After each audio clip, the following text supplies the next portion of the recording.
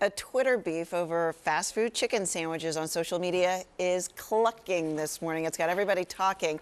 The feud started when Chick-fil-A took to Twitter to highlight its original sandwich. Popeyes, which has started selling its own chicken sandwich last week, responded tweeting, "Y'all good." The mocking tone got a lot of retweets, and many people started to take sides. And of course, Wendy's decided to jump on in the action, asking why the two companies were fighting over who had the second best chicken sandwich. Wendy's always wins hands down.